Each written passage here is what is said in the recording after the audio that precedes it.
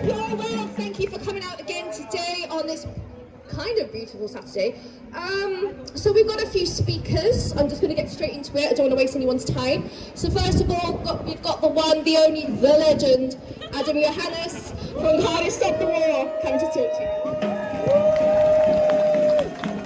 you. Friends, they say that a week is a long time in politics.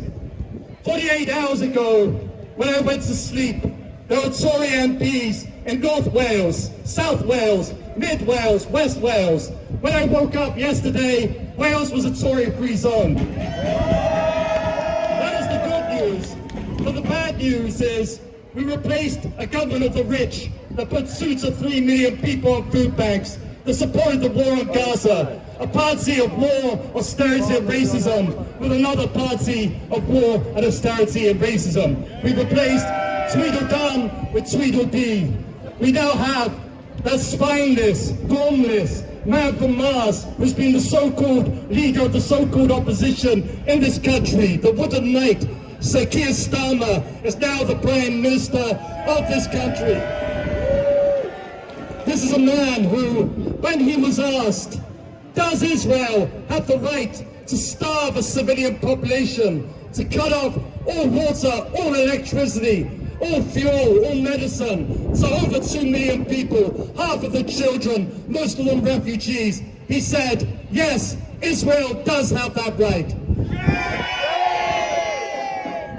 But I think the good news is that a few weeks ago, we said that during this election that we were going to put Palestine on the ballot paper, and 5 pro-Palestine independents were elected this week.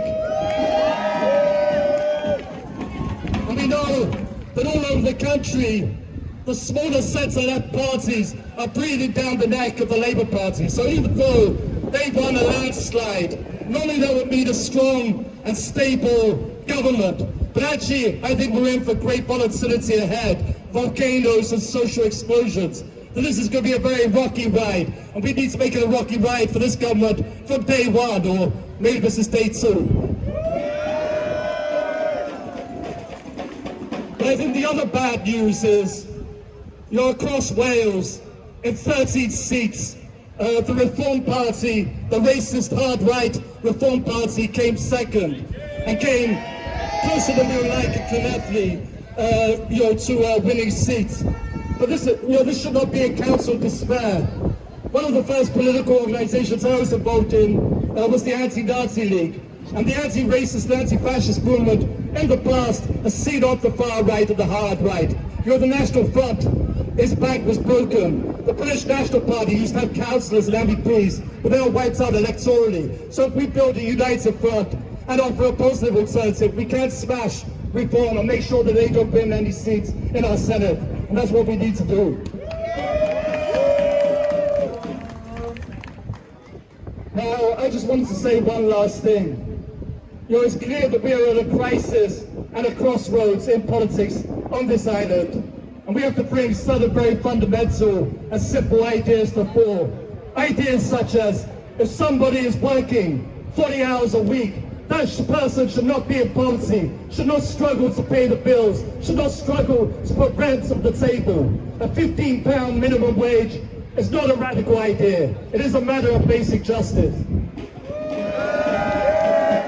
Electricity and gas and water and railways should be owned by us, not by profit-making corporations. But education is not a commodity to be bought and sold on a marketplace. It is a gift from one generation to the next. And if university education is free in Germany and Norway and Finland and Iceland, why not here? And if Germany and Japan and Ireland and over 160 countries do not have nuclear weapons, why does our government want to spend £205 billion stolen from the health service, stolen from public services, on weapons of mass destruction? Let's choose the human race over the nuclear race and the arms race. Because we are in the middle of a global arms race. Every country in the world is increasing military spending. The war that we see in Gaza is just a glimpse of the future as they take the whole of humanity into a brink.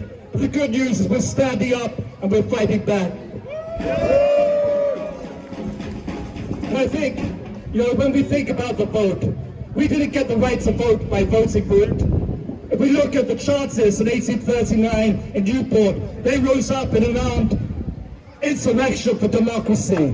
So we stand in their tradition. If we look at the suffragettes, they committed arson, they went to prison, they went on hunger strike in order to expand our democracy and get women to vote. We stand in their tradition. We stand in the tradition of the people, the black communities who with the boycott and with mass protests and direct action broke segregation in the United States and won the right to vote for black communities in the southern states of America.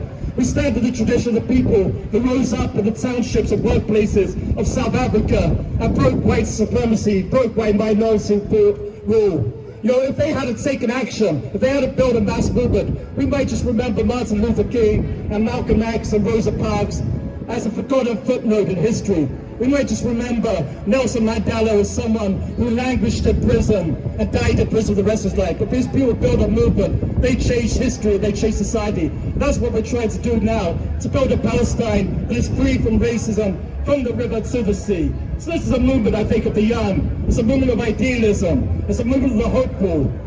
And, the world is hurtling out of control.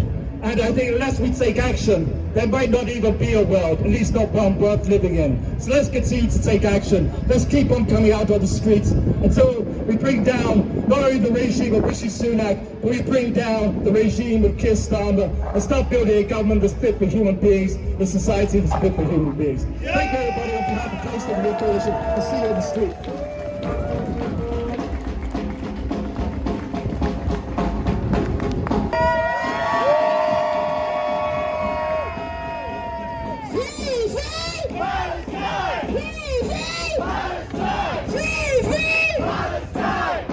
So Cardiff, you look around and you can see the numbers are a bit small today. But still, we as one united front, we're standing here strong, in unity, in solidarity, to fight for justice and liberation, for the Palestinians, for the Sudanese, for the Congolese, and everyone that's being oppressed. So there's this chant, when I say, so what's unity look like? And you say, tell me what is unity looks like. This is what unity looks like. Tell me what unity looks like. This is what unity looks like. Louder, Cardiff. Come on, you can do better than this.